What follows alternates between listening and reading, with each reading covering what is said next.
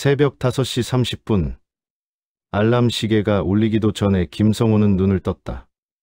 또 하루가 시작되는구나. 화장실에서 세수를 하며 거울 속 자신을 바라봤다. 언제부터인가 깊어진 주름살, 성근 머리카락, 그리고 요즘 들어 자꾸만 풀이 죽어 보이는 눈빛. 3개월 전까지만 해도 이 눈에는 여전히 활력이 있었는데 지금은 마치 모든 것을 포기한 사람의 눈처럼 보였다. 아내가 차려준 아침상에 앉아 밥을 떠넣으면서도 입맛이 없었다. 김치찌개의 얼큰한 맛도 각 구워낸 김의 고소함도 예전 같지 않았다. 아내는 남편의 변화를 눈치채고 있었지만 직접적으로 묻지는 않았다.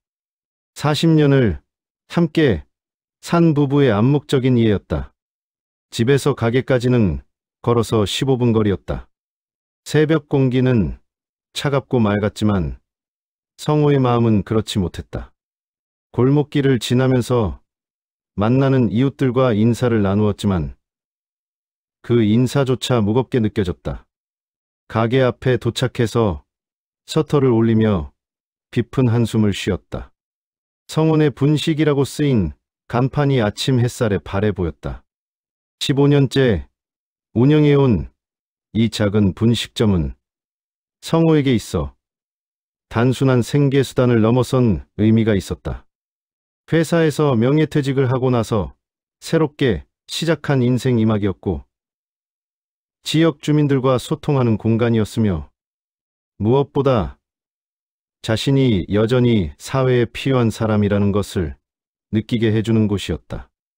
가스레인지에 불을 켜고 기름을 두르며 하루 장사 준비를 시작했다. 점심시간이 지나고 오후 2시가 되면 가게는 다시 한가해졌다.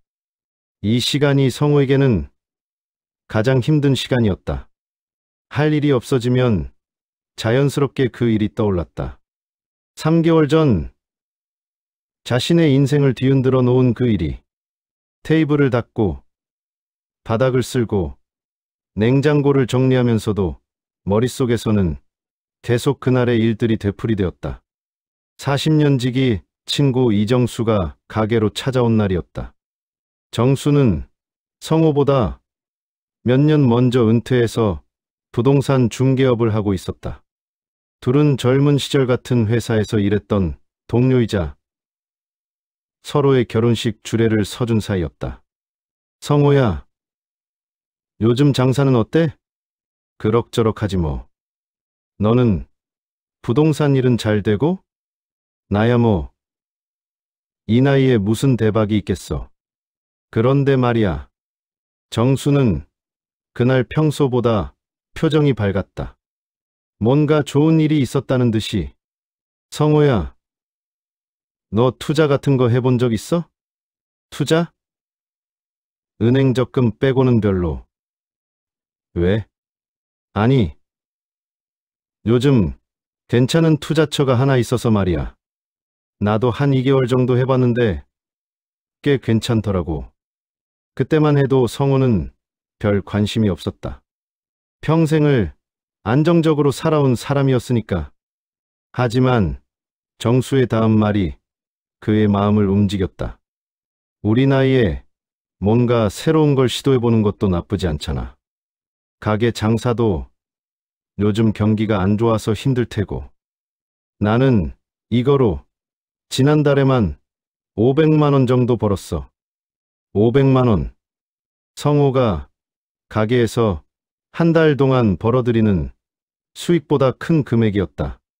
그날 밤 성호는 잠을 이루지 못했다. 정수의 말이 계속 머릿속을 맴돌았다. 65세. 이제 정말 나이가 들었다는 것을 실감하는 나이였다. 몸도 예전 같지 않고 기력도 떨어졌다. 가게 일도 점점 힘들어졌다. 언제까지 이렇게 하루하루를 버텨가며 살아야 할까? 자식들은 모두 독립해서 잘 살고 있었지만 그렇다고 부모에게 의존하고 싶어 하지도 않았다. 오히려 성호와 아내가 자식들에게 짐이 되지 않으려고 애쓰는 상황이었다. 노후 준비는 나름대로 해뒀지만 요즘 물가를 생각하면 넉넉하다고 할 수는 없었다. 며칠 후 정수가 다시 찾아왔다. 이번에는 더 구체적인 이야기를 가져왔다. 성호야, 지난번에 말한 그 투자건 생각해봤어? 글쎄, 아직 잘 모르겠더라고. 그럼 일단 설명회에 한번 가보지 않을래? 강제로 하라는 건 아니고 그냥 구경이라도 해보라고. 정수는 휴대폰을 꺼내서 사진들을 보여주었다. 투자, 수익 인증서라고 했다. 매달 꾸준히 수익이 발생하고 있는 것처럼 보였다. 이거 진짜야? 당연하지. 내가 너한테 거짓말하겠어? 우리 40년직인데. 그렇다. 정수와는 40년직이었다. 젊은 시절부터 함께 술 마시고 서로 고민을 털어놓고 어려울 때 도와주며 지내온 사이였다. 그런 친구가 자신을 속일 리는 없었다. 일주일 후 성우는 정수와 함께 강남의 한 고급 빌딩으로 갔다. 30층에 위치한 투자회사 사무실은 예상보다 크고 깔끔했다. 정장을 차려입은 직원들이 친절하게 맞아주었고 커피와 다과도 준비되어 있었다. 아, 반갑습니다. 김성호 고객님. 저는 이 회사의 투자 상담 매니저 박민수입니다. 박민수는 30대 후반으로 보이는 깔끔한 인상의 남성이었다. 명품 시계를 차고 있었고 말투도 정중했다. 성호는 이런 분위기가 낯설면서도 한편으로는 기분이 좋았다. 오랜만에 VIP 대우를 받는 기분이었다. 김성호 고객님, 오늘 처음 오셨는데 어떤 투자에 관심이 있으신지요? 글쎄요. 잘 모르겠습니다. 친구가 권해서 구경 삼아 온 거라서요. 아, 그러시군요. 그럼 먼저 저희 회사에 대해서 간단히 설명드리겠습니다.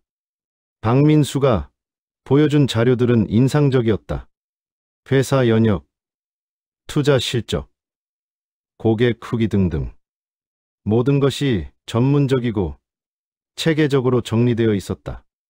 성호 같은 일반인이 보기에는 충분히 신뢰할 만해 보였다. 저희는 주로 해외 부동산과 원자재에 투자합니다. 국내 투자와 달리 변동성이 적고 안정적인 수익을 낼 수 있거든요. 수익률은 어느 정도 됩니까? 월 평균 8에 1.5% 정도입니다.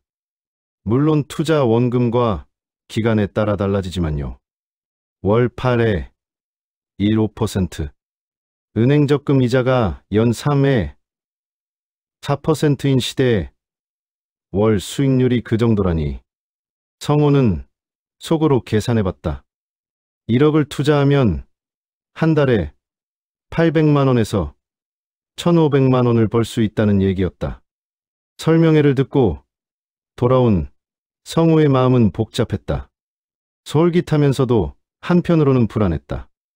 평생 안전하게만 살아온 사람에게는 큰 결단이 필요한 일이었다. 그날 밤 아내와 대화를 나눴다. 여보, 정수가 투자 이야기를 하던데. 투자? 무슨 투자? 해외 부동산 투자라는데 수익률이 꽤 괜찮다더라고. 우리 나이에 무슨 투자야. 그냥 안전하게 살자. 아내는 역시 보수적이었다. 하지만 성우의 마음속에는 이미 작은 불씨가 타오르고 있었다.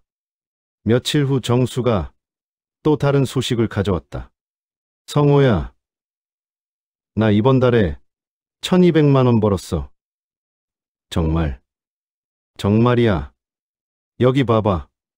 정수가 보여준 통장 내역에는 정말로 1,200만 원이 입금되어 있었다. 투자회사라는 이름으로 어떻게 이런 수익이 가능해? 그러게 말이야. 나도 처음에는 믿기지 않았는데 실제로 들어오니까 신기하더라고. 성호야, 너도 한번 해봐. 작은 금액부터 시작해서. 성호는 결국 마음을 굳혔다. 3천만 원부터 시작해보기로 했다. 첫 투자를 한 지 한 달 후 정말로 240만 원이 계좌로 입금되었다. 월 수익률 8%였다. 성호는 믿을 수 없었다. 이렇게 쉽게 돈을 벌 수 있다니. 첫 번째 수익을 맛본 성호는 점점 더 큰 금액을 투자하기 시작했다. 다음 달에는 5천만 원, 그 다음 달에는 8천만 원을. 매번 약속한 수익이 정확히 입금되었다. 박민수는 성호를 VIP 고객이라고 부르며 특별 대우해 주었다. 고급 레스토랑에서 식사를 대접하기도 하고 명절에는 선물도 보내주었다. 성호는 이런 대우가 기분 좋았다. 오랜만에 자신이 중요한 사람이 된 것 같은 느낌이었다. 김성호 고객님께서는 정말 투자의 귀재이신 것 같아요. 수익률이 다른 고객분들보다 높거든요. 그런가요? 네. 그래서 더 큰 투자 기회를 제안드리고 싶은데요. VIP 고객들만 참여할 수 있는 특별 프로젝트가 있습니다. 특별 프로젝트. 그 말에 성호의 귀가 솔깃했다. 박민수의 설명에 따르면 이 프로젝트는 최소 투자 금액이 2억 원이었고 월 수익률이 20%를 보장한다고 했다. 하지만 투자 기간이 6개월로 정해져 있고 중간에 빼실 수 없습니다. 6개월이면 수익이 얼마나 됩니까? 2억을 투자하시면 6개월 후에 4억 4천만 원을 받으실 수 있습니다. 4억 4천만 원. 투자 원금의 2배가 넘는 돈이었다. 성호는 머릿속으로 계산해봤다. 가게를 평생 해도 벌기 어려운 큰 돈이었다. 하지만 문제가 있었다. 성호에게는 2억이 없었다. 가게 운영, 자금과 개인 저축을 모두 합쳐도 1억 5천만 원 정도였다. 박 매니저님, 제가 가진 돈으로는 부족한데요. 아, 그러시군요. 그럼 지인분들과 함께 투자하시는 건 어떨까요? 많은 고객분들이 그런 식으로 투자하시거든요. 지인들과 함께 투자하기. 성호는 정수를 비롯해 몇몇 친구들과 가게 단골 손님들을 떠올렸다. 평소 투자에 관심 있어 하던 사람들이었다. 지인들을 끌어들이기. 성호는 먼저 정수에게 이야기했다. 정수야, 더 큰 투자 기회가 있는데 같이 해볼래? 더 큰 거? 얼마나 큰데? 2억인데 6개월 후에 4억 4천이 된다고 해. 정수도 관심을 보였다. 그는 부동산 일을 하면서 알게 된 고객들에게도 이 투자를 소개했다. 성호는 가게 단골 중에서 여유가 있어 보이는 몇 분에게도 조심스럽게 이야기해봤다. 사장님, 요즘 괜찮은 투자처가 있다는데 관심 있으세요? 60대 후반의 김씨 아저씨가 가장 먼저 관심을 보였다. 김씨 아저씨는 평생 공무원으로 일하다 퇴직한 분으로 퇴직금을 어디에 투자할지 고민하고 있었다. 사장님이 하시는 거면 저도 한번 해보죠. 얼마면 됩니까? 최소 3천만 원부터 가능하다고 하는데요. 결국 7명이 모였다. 성호와 정수를 포함해 김씨 아저씨, 정수의 부동산 고객 3명, 그리고 성호의 가게 단골 1명. 총 투자 금액은 3억 5천만 원이었다. 성호가 대표로 투자를 진행하기로 했다. 투자를 시작한 지 2달이 지났을 때부터 이상한 징조들이 나타나기 시작했다. 박민수와의 연락이 예전보다 어려워졌다. 전화를 해도 바쁘다며 짧게 끊어버렸고 사무실을 방문해도 회의 중이라며 만나주지 않았다. 박 매니저님, 투자 현황을 확인하고 싶은데요. 아, 김성호 고객님, 죄송합니다. 요즘 새로운 프로젝트 때문에 너무 바빠서요. 투자는 잘 진행되고 있으니까 걱정 마세요. 하지만 성우의 불안감은 계속 커졌다. 예전에는 정기적으로 받던 투자 현황 보고서도 오지 않았고 회사 홈페이지도 업데이트가 중단되었다. 정수에게 이야기했지만 정수도 비슷한 상황이었다. 성호야, 나도 요즘 연락이 안 돼서 걱정이야. 혹시 문제가 있는 건 아닐까? 두 사람은 함께 회사 사무실을 찾아갔다. 하지만 30층 사무실은 비어 있었다. 경비실에서 확인해 보니 그 회사는 한 달 전에 임대 계약이 만료되어 이사를 갔다고 했다. 이사를 갔다고요? 어디로요? 그건 저희도 모릅니다. 새 주소를 알려주지 않았거든요. 성우와 정수는 얼굴이 하얗게 질렸다. 불길한 예감이 현실이 되고 있었다. 그날부터 성우와 정수는 박민수와 투자회사를 찾기 위해 동분서주했다. 하지만 박민수의 전화는 계속 꺼져 있었고 회사 대표 번호도 연결되지 않았다. 정수야, 우리 당한 것 같아. 설마. 그럴 리가 없어. 박 매니저가 그런 사람이 아니야. 하지만 현실은 잔혹했다. 박민수라는 이름도 가짜였고 투자회사도 실제로는 존재하지 않는 유령회사였다. 지난 6개월 동안 성우와 정수가 받았던 투자 수익은 새로운 피해자들의 투자금으로 지급된 것이었다. 전형적인 폰지 사기였다. 사기를 당했다는 사실을 받아들이기까지 일주일이 걸렸다. 그동안 성우는 제대로 먹지도 못했고 잠도 이루지 못했다. 가게 일도 손에 잡히지 않았다. 가장 힘든 것은 지인들에게 이 사실을 알려야 한다는 것이었다. 성우를 믿고 소중한 돈을 맡긴 사람들에게 어떻게 이 참혹한 소식을 전해야 할까? 첫 번째로 김씨 아저씨에게 전화했다. 김씨, 저 할 말이 있어요. 아, 사장님. 무슨 일이세요? 투자 수익 나왔나요? 그게 죄송합니다. 우리가 사기를 당했습니다. 전화기 너머로 긴 침묵이 흘렀다. 사기.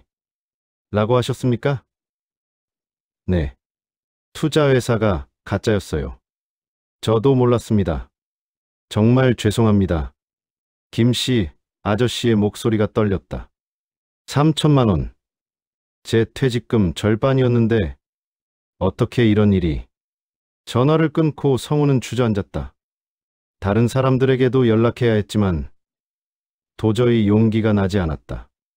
성우는 아내와 자식들에게 이 사실을 숨겼다. 차마 말할 수가 없었다. 평생 성실하게 살아온 자장이 투자 사기에 속아 큰 돈을 잃었다는 것을, 더욱이 다른 사람들의 돈까지 잃어버렸다는 것을 어떻게 말할 수 있을까? 밤마다 성호는 천장을 바라보며 잠 못 드는 시간을 보냈다. 옆에서 잠든 아내의 고른 숨소리를 들으면서 죄책감에 시달렸다. 40년을 함께 살아온 아내에게 이런 큰 비밀을 숨기고 있다는 것이 너무 괴로웠다. 가게에서의 일상도 완전히 달라졌다. 예전에는 손님들과 자연스럽게 나누던 대화도 이제는 부담스러웠다. 혹시나 누군가가 자신의 상황을 눈치채지 않을까 하는 걱정 때문이었다. 사장님, 요즘 많이 피곤해 보이시네요. 아, 그래요? 아무것도 아닙니다. 단골 손님들의 안부 인사에도 이전처럼 마음을 열고 대답할 수 없었다. 특히 김씨 아저씨가 가끔 가게 앞을 지나갈 때면 성우는 일부러 뒤로 숨었다. 마주칠 용기가 없었다. 평생 성실하게 해온 가게, 일조차 제대로 할 수 없게 된 자신이 한심하게 느껴졌다. 은행 대출을 받을까 생각해봤지만 65세라는 나이와 소규모 자영업자라는 조건 때문에 쉽지 않았다. 설령 받는다고 해도 높은 이자율 때문에 상황이 더 악화될 가능성이 컸다.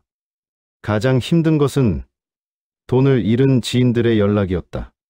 처음에는 이해해주는 분위기였지만 시간이 지날수록 압박이 심해졌다. 정수의 부동산 고객 중 한 명이 가게로 직접 찾아왔다. 김 사장님, 제 돈은 언제 돌려받을 수 있습니까? 죄송합니다. 경찰 수사가 진행 중인데. 경찰 수사요? 그게 언제까지 걸릴지 아세요? 저는 그 돈으로 아들 결혼 준비를 해야 하는데. 목소리가 점점 높아졌다. 가게에 있던 다른 손님들이 힐끗거리며 쳐다봤다.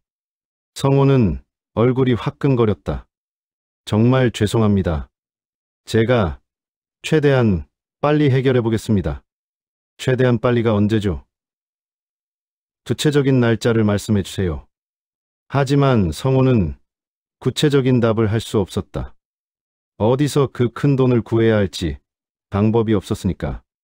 그 사람이 나간 후 가게는 어색한 침묵에 휩싸였다. 다른 손님들도 무슨 일인지 짐작하는 눈치였다. 성호는 그날 하루 종일 고개를 들 수 없었다. 어디서부터 잘못된 것일까? 정수의 말을 믿은 것이 잘못이었을까? 아니면 더 신중하게 확인했어야 했을까? 하지만 후회해봤자 소용없었다. 이미 엎질러진 물이었다. 중요한 것은 앞으로 어떻게 해야 하느냐는 것이었다. 2억 원. 다른 사람들의 소중한 돈 2억 원을 어떻게 갚아야 할까? 가게를 팔면 얼마나 될까 계산해봤지만 1억도 안 될 것 같았다. 집을 팔아야 할까? 하지만 집을 팔면 아내와 함께 갈 곳이 없다. 가장 가까웠던 친구 정수와의 관계도 어색해졌다. 서로 같은 피해자였지만 미묘한 감정의 골이 생겼다. 성호야, 내가 너한테 이 투자를 소개한 게 맞지만 내가 지인들 돈까지 끌어모은 건 내 판단이었잖아. 그게 무슨 말이야? 너도 내 고객들 돈 끌어모았잖아. 그건 그렇지만 나는 적어도 내 고객들한테는 위험성을 미리 경고했어. 말다툼이 벌어질 뻔했다. 40년 지기 친구와 이런 식으로 다투게 될 줄은 꿈에도 몰랐다. 결국 둘 다 화를 참고 헤어졌지만 그 후로 연락이 뜸해졌다. 성호는 혼자 남겨진 기분이었다. 가족에게는 말할 수 없고 가장 가까운 친구와는 관계가 어색해지고 피해자들에게는 원망을 받고 세상에서 혼자가 된 것 같았다. 잠들지 못하는 밤이 늘어갔다. 새벽 1시, 2시가 되어도 잠이 오지 않으면 성호는 조용히 집을 나섰다. 아내를 깨우지 않기 위해 조심스럽게 문을 열고 밖으로 나가 동네를 걸었다. 깜깜한 골목길을 걸으면서 자꾸만 자책하게 되었다. 내가 너무 욕심을 부렸나? 더 신중했어야 했는데 왜 그때 이상하다고 생각하지 못했을까? 특히 지인들의 돈을 끌어모은 것이 가장 후회되었다. 자신의 돈만 날렸다면 이렇게까지 괴롭지는 않았을 것이다. 하지만 다른 사람들의 소중한 돈을 잃어버렸다는 죄책감은 견딜 수 없을 정도였다. 가로등 아래를 지나면서 자신의 그림자를 보면 예전보다 훨씬 구부정해진 것을 느꼈다. 어깨도 처져 있고 걸음걸이도 느려졌다. 3개월 만에 10살은 늙은 것 같았다. 사기를 당한 지 3개월이 지나면서 상황은 더욱 악화되었다. 경찰 수사는 별다른 진전이 없었고 사기범들의 행방은 여전히 묘연했다. 더 큰 문제는 피해자들의 압박이 점점 심해진다는 것이었다. 특히 정수의 부동산 고객 중 한 명은 거의 매일 전화를 걸어와서 돈을 돌려달라고 했다. 김 사장님, 제 돈은 언제 돌려받을 수 있습니까? 이제 3개월째인데 정말 죄송합니다. 조금만 더 기다려주세요. 기다리라고요? 언제까지요? 저도 그 돈이 급한데. 전화를 끊고 나면 성우는 한동안 멍하니 있었다. 정말 어떻게 해야 할까? 어디서 그 큰 돈을 구해야 할까? 은행 대출을 알아봤지만 조건이 까다로웠고 사채는 이자가 너무 높았다. 가게를 담보로 대출을 받을까 생각해봤지만 그마저도 쉽지 않았다. 절망적인 상황에서도 성우는 마지막 희망의 끈을 놓지 않으려고 했다. 혹시 다른 방법이 있을까 하고 이곳저곳에 문의해봤다.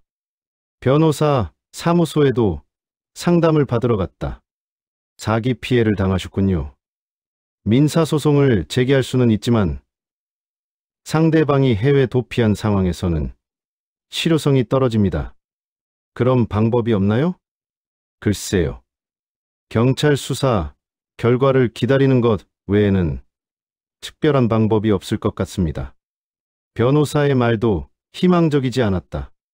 상담료 30만 원만 날린 셈이었다. 피해자 모임도 만들어 보려고 했다. 함께 대응하면 더 효과적일 것 같아서였다. 하지만 다들 개별적으로 해결하려고 하거나 서로 책임을 미루려고 해서 쉽지 않았다. 극심한 스트레스는 성우의 건강을 악화시켰다. 혈압이 높아졌고 불면증이 심해졌다. 식욕도 떨어져서 체중이 5kg 가까이 줄었다. 어느 날 가게에서 갑자기 어지러움을 느끼며 쓰러질 뻔했다. 다행히 손님이 없는 시간이라 큰 사고는 면했지만 그날 이후로 몸에 이상 신호가 더 잦아졌다. 아내가 병원에 가자고 했지만 성우는 거부했다. 병원비도 부담스러웠고 건강 문제까지 생기면 아내가 더 의심할까봐 걱정되었다. 그냥 피곤해서 그래. 푹 쉬면 괜찮아질 거야. 하지만 몸은 거짓말을 하지 않았다. 점점 더 힘들어지고 있었다. 지금의 성우는 3개월 전의 성우와는 완전히 다른 사람이 되어버렸다. 예전에 밝고 적극적인 모습은 사라지고 항상 침울하고 조심스러운 모습만 남았다. 아침에 일어나는 것부터가 고역이었다. 또 하루를 버텨내야 한다는 생각에 한숨부터 나왔다. 가게에 나와서도 예전처럼 활기차게 일할 수가 없었다. 손님들과의 대화도 최소한으로 줄였다. 혹시 무슨 말이 나올까봐 조심스러웠다. 단골 손님들도 성우의 변화를 눈치채고 있었지만 직접 묻지는 않았다. 시간이 지날수록 상황은 더 복잡해졌다. 피해자들의 압박은 계속되고 경찰 수사는 진전이 없고 건강은 나빠지고 가족들의 의심은 커졌다. 성우는 이 모든 것이 언제 끝날지 알 수 없었다. 어쩌면 평생 이 무거운 짐을 지고 살아가야 할지도 모른다는 생각에 절망감이 엄습했다. 65세의 나이에 새로운 시작을 꿈꿨던 투자는 결국 모든 것을 무너뜨린 재앙이 되어버렸다. 신뢰했던 친구, 소중한 지인들, 사랑하는 가족들과의 관계까지 모두 위험에 빠뜨렸다. 매일 아침 거울을 보면서 성우는 스스로에게 물었다. 어떻게 해야 할까? 하지만 답은 나오지 않았다. 그저 하루하루를 버텨나가는 것이 전부였다. 이것이 바로 투자 사기 피해자가 된 65세 김성우의 현재 모습이었다. 한순간의 잘못된 판단이 어떻게 한 사람의 인생 전체를 바꿔놓을 수 있는지를 보여주는 안타깝고도 현실적인 이야기였다.